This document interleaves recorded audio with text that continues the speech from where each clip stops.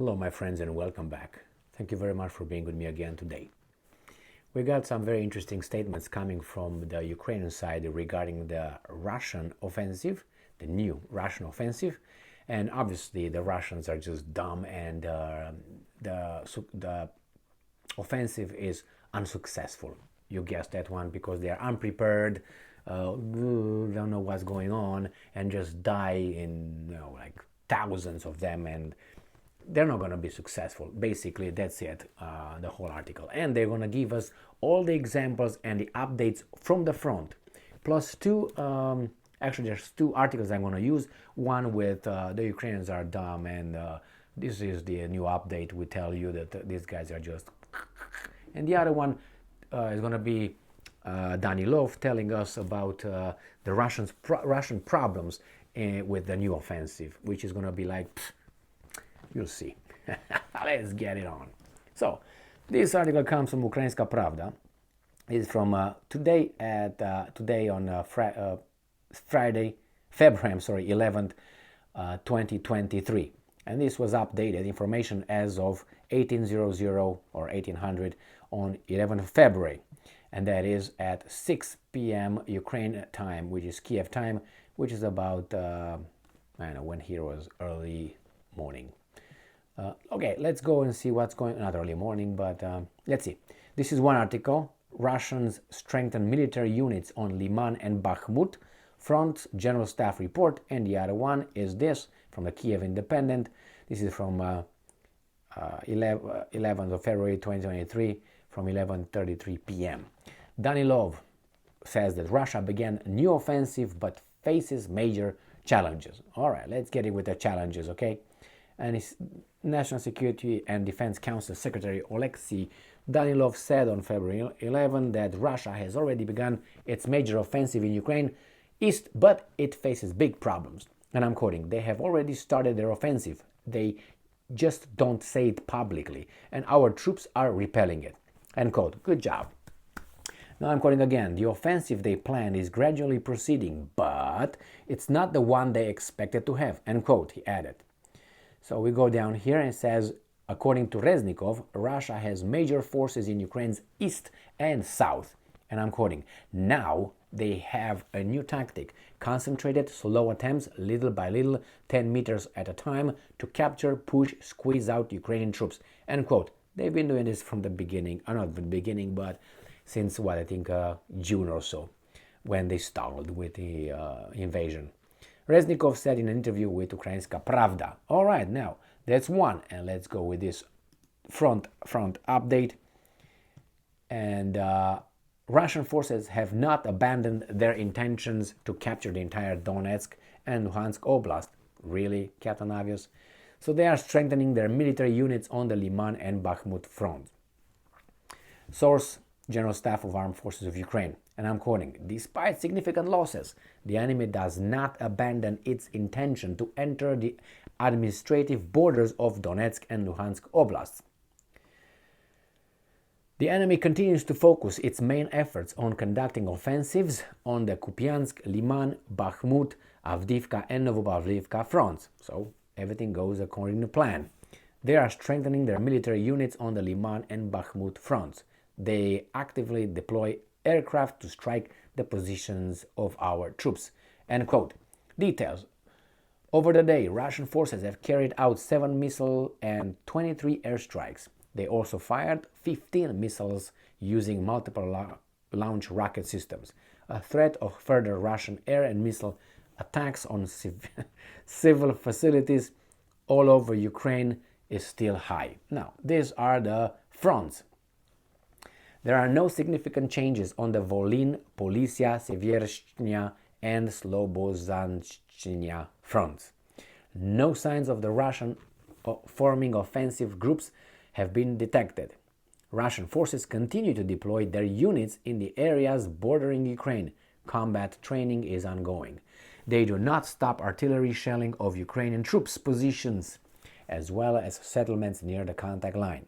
Over 20 settlements were shelled during the day, including Shekivka in Chernihiv, which is north, Chernihiv Oblast, Novovaslivka, Zaporokon, Studeon. These are in the Sumy Oblast. So they start north and they go around east, going down from Sumy. Then going to go to, how do you call it, Kharkiv Oblast. So, and this is in Sumy Oblast, and give 3 more settlements in Kharkiv Oblast. The occupiers also conducted airstrikes near Vovchansk. So all these are just, not just, but attacks with tube artillery and no offensive.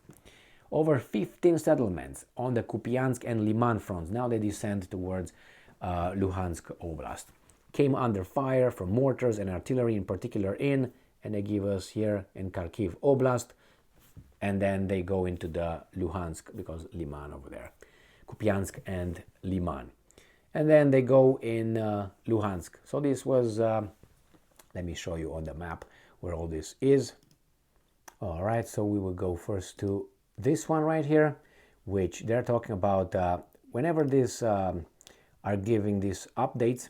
The updates start from up north here, over there, and then they go down to Sumy, and then Kharkiv, and then they go here to Luhansk, and then Donetsk, I'm sorry, which is Donbass, the whole thing here. Then they go to Zaporozhye, then they go to Kherson. This is how they go. They go from north, go east, and then go south.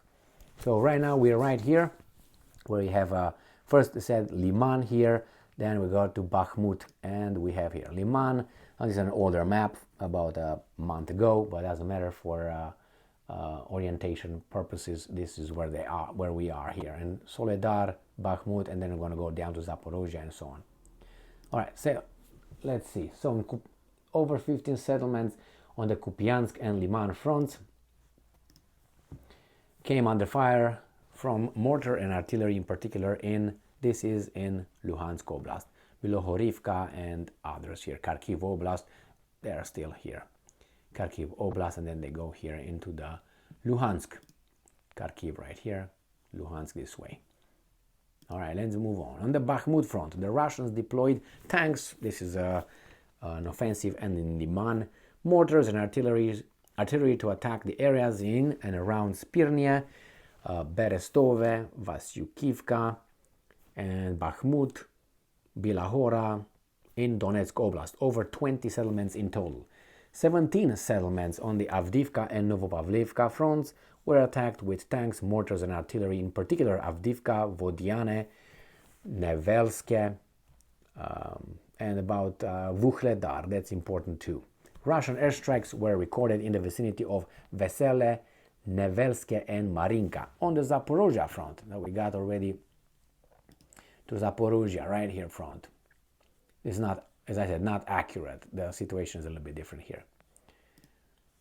In Zaporozhye, the areas in and around the settlements of Remivka, Novopil in Donetsk Oblast, and then it goes to, in Zaporozhye Oblast, Stepove, Orichniv, and Bilohiria, and about 7 more came under Russian fire. Russian forces also conducted airstrikes in the areas of Mala Tokmachka. On the Kherson front, so we're down south now. Right here is the Kherson front. Right here is the city of Kherson right here. So there's the Kherson front. Russians fired from artillery on the suburbs around Kherson and the city itself, as well as the areas of more than 20 settlements, including Zolotabalka, Milove, Zmivka, Vesele, Mykolaivka. Mykolaivka is, let me see here. I'll show it maybe on this one here. Mykolaiv is right here, not Mykolaivka. But let's go back here. Antonivka in the Kherson Oblast. And during the day, the Ukrainian Air Force made 16 strikes on cluster of Russian personnel and military equipment, and 2 strikes on the positions of Russian anti-aircraft missile systems. Ukrainian defenders also shot down a Sukhoi 25 aircraft and a drone of Orlan type. Well, units of Ukraine's rocket forces and artillery struck 4 clusters of military personnel. So this is the update, and it seems like, according to the Ukrainians, the unannounced and unconfirmed by the Russians offensive is not really a successful offensive, according to these guys, but it's a baby step offensive. The war is still on. Russians bring more troops, more military infrastructure, weapons, and the Ukrainians are waiting for their masters to, serve them with some tanks and with some long-range missile systems and rockets for their HIMARS. They could reach about the Americans 150. The Americans will send them missiles that would bombs. They will reach about 100, have a radius or a range of up to 150 kilometers. And then the Brits said that they will send something that will go about 350 miles or something. I don't know. It's just words for now. And then I think the Slovakia said they will send MiG-29s to Ukraine, and we'll see who else is going to send to Ukraine what. Tanks are already on their way. It seems like, I think, 88 Leopard 1 tanks coming from Germany, and more to come. No, it's okay. We got these countries, these new, I don't know how to call it. I have to find a name for, not Ukraine, but they call it Collective West. I have to find them something more like Weasel-like, you know what I mean? These guys versus Russia on the front of Ukraine. That's what it is. And next, if Russia collapses, China is next with its Taiwan and whatever it's over there, East China Sea, and North Korea maybe, but we'll find out. Thank you very much for being with me again today. Maybe Iran while they're at it, and then we're going to take care of Kosovo over there, straighten things out. And if you can look at all this, we have only one common denominator everywhere. And Syria, yeah, by the way, it's still not okay. Only one common denominator. That is the United States of America. No, don't think that. It's just because they are the forces of good, and they were appointed by vote and democratic vote by all the countries on this planet, 193 of them, that the United States is the force of good and has the right to intervene and take care of us like a parent. You know, hey, Pong, now go and clean your rooms. Yeah, what would we do without that? Thank you very much for being with me again today. Stay strong, stay smart, look for the truth, and be just.